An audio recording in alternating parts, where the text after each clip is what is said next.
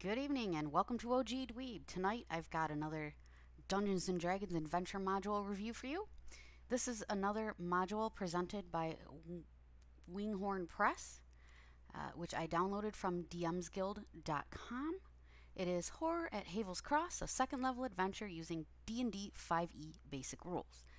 Which means, as with some of the others I've presented, that you can play this adventure with only the downloadable PDF copy of the rules from the official Dungeons & Dragons Wizards of the Coast website, which I will link in the description below.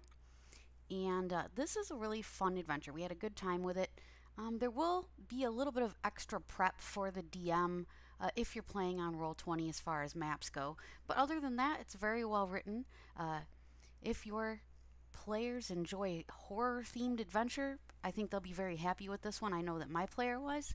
And the summary states, when a group of archaeologists put out a call for adventurers to help them escort a valuable artifact back to civilization, nobody expects anything out of the ordinary. However, our heroes have more than mere bandits to deal with at Havel's Cross.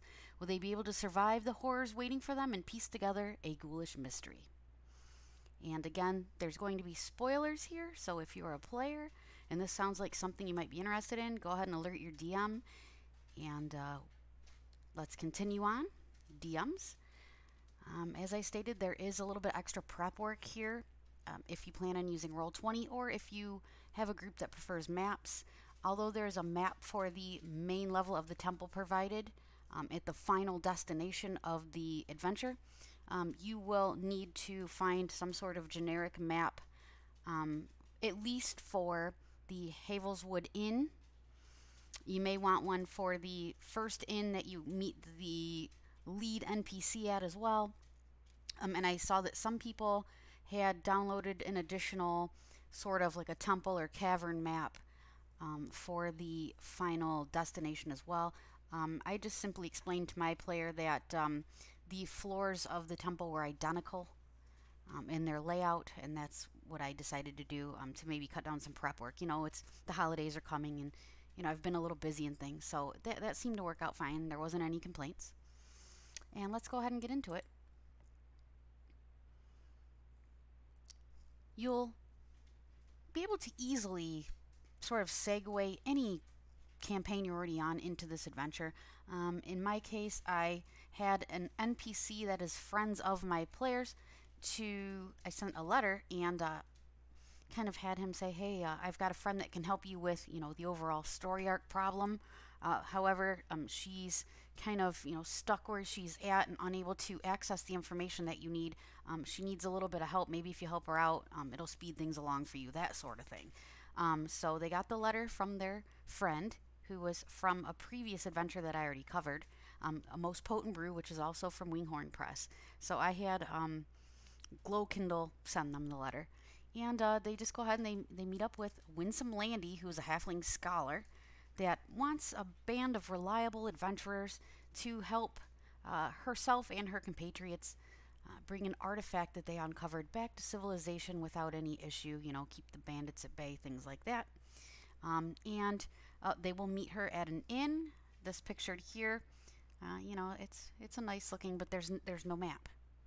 So again, you know, you'll have to find another map if you desire one. Your players will meet Landy at the inn, and she explains to them exactly what's going on. She tells them that their team consists of 2 elves, a human, and a gnome, and a dwarven bodyguard in their names down here. She explains that it's a sort of a fairly dangerous area. There's goblins and wolves roaming the area. And, you know, they just feel like they maybe need a little extra protection because apparently what they've unearthed is of untold worth. So she explains that they need to journey to Havel's Cross. It's about a 3-day journey. And if you wanted to extend this campaign, you know, you can always throw in a couple of, you know, road maps where maybe there's an ambush along the way, or maybe they, I don't know, meet an NPC that you intend to bring back later for another adventure, what have you. But as they journey, you know, it explains that the scenery becomes wilder and more, you know, the farmland segues into foresty area, things like that. Well, they come up on the Havelswood Inn, and they find a scene, just a bloodbath, dead bodies everywhere. Yeah, and among the dead bodies are several goblins and their leader looting the place. However, as written, after half of the goblin scouts are killed or otherwise incapacitated, the boss will throw down his arms and explain to your players that he happened upon the scene as it was. In my case, I kind of threw in a little bit about how the innkeeper was kind enough to give them bread and different, things like that. And then when they came to visit to see if they had anything, he found everybody deceased. And then my players did make the check. If they make their checks, the goblin boss will explain to them what he thinks happens.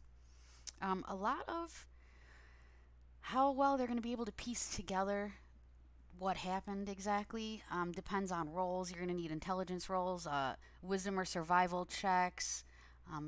If you want to open the lockbox, you're going to need strength athletics. The inn does contain several valuable items like rations, torches, rope, things that if your players do not have them on them, they will come in handy. And then Landy informs them that none of these deceased bar patrons are her comrades and that we need to hurry along. My comrades are in grave danger, and so they run up the hill. They find more dead bodies that appear as though they've been dragged out of the inn, and they make it to the dig site, which is this map here. And as you can see, it's marked A, B, C.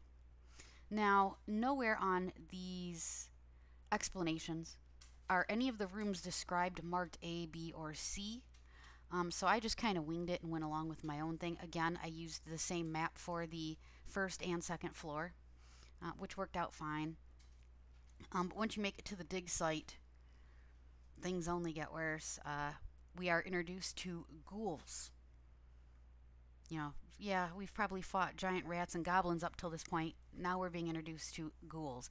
I had my own little NPC player character and my player. So we had two characters running this campaign, and as written, it was challenging with just two characters. I will admit, at one point, both were felled by the goblins, and I, on the fly, let Landy have a healing potion on her, which she gave to the character that has the healing spells, who in turn healed the other character. But other than that, it was challenging, but not to the point where it's going to be a total party wipe. If you have 4 characters running this, you could maybe even beef it up a little bit more.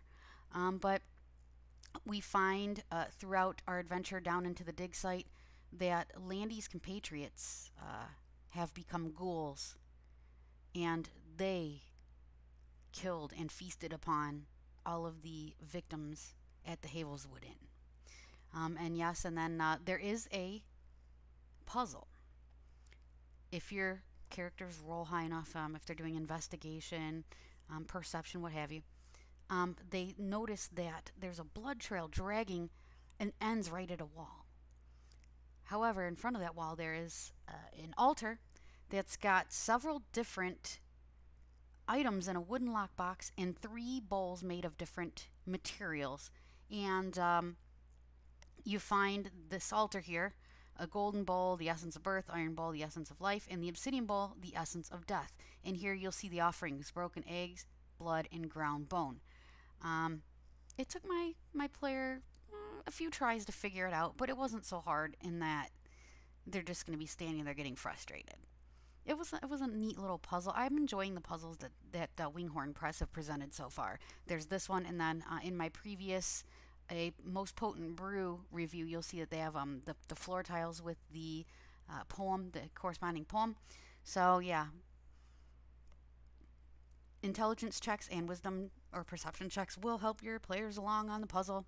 And once they figure out the puzzle, which bowl goes where and what goes in the bowls, a secret passage will open, and you'll follow the stairs down. Again, I use the same map, and you'll fight ghouls, which you find are Landy's friends.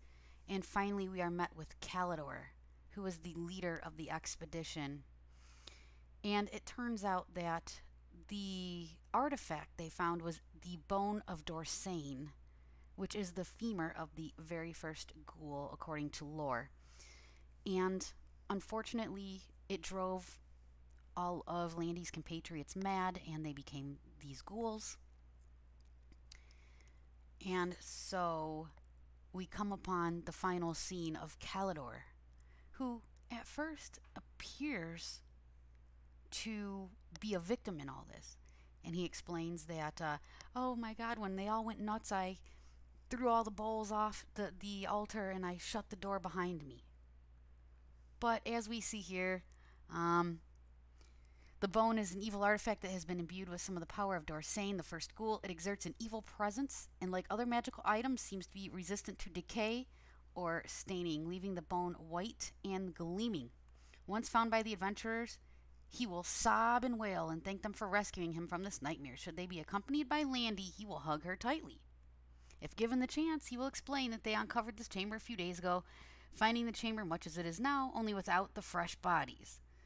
The bone lay on the altar and seemed to be an object of worship for some ancient cult, making it very important. Some time after, however, his colleagues started acting strangely. Eventually, Shatterbone attacked him, but he managed to fight the dwarf off by hitting him with the bone.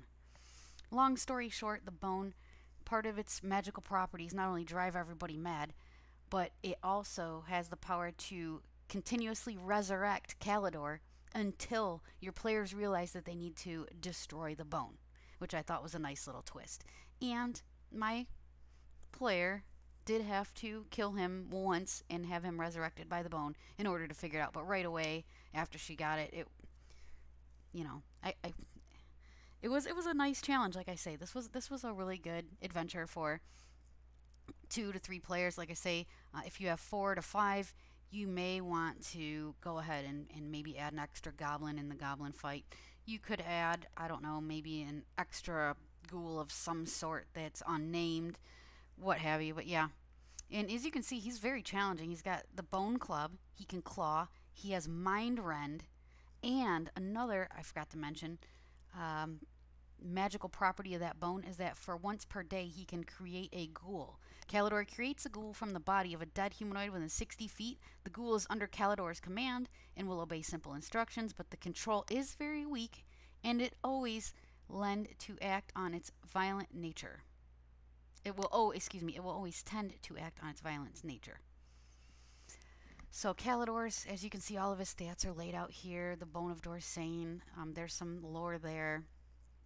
And the ghouls and goblins obviously are found in the monster manual or anywhere online. If you just do a search for 5e ghoul, you'll easily be able to find it. Again, you can play this with just the very basic rules provided by D&D for free, which I will link below. I will also leave a link directly to this adventure. It is a pay what you want adventure. The suggested price is $1. Go ahead and throw a dog a bone. This is well written. Like I say, the only issue may be that if you're playing Roll20, again, you may want to find a couple of additional in-maps. And as I said, some people found an additional map for the basement portion of the temple. But overall, this was a very nice adventure. Again, we had a lot of fun. Ending the adventure, once the bone and Calidor both destroyed, the temple will grow silent once more. Calidor does not have anything of worth on him, but Shatterbone is wearing a jade ring of resistance. If Landy survived her ordeal, she will break down sobbing and weeping for her lost friends. She will ask the adventurers to help her create a funeral pyre and burn the bodies, and then escort her back to town. I'm going to continue to use Landy. Again, this fit in really well with my campaign that I'm working on, because she is a researcher, and currently I'm running a campaign where there is an unknown faction seeming to target my players. Or player, rather. So it worked really well. I'm going to use Landy as a researcher who will find a small portion, a little nugget of knowledge for the characters to use towards their ultimate, the crescendo, the big fight that's coming in another maybe 2 levels. But yeah, so this was a lot of fun. Very well written. Again, you may want to find other maps. But other than that, it was great. As you can see, winghornpress.com. They have a website of their own as well. And I will talk to you guys later. I hope everybody has a great night.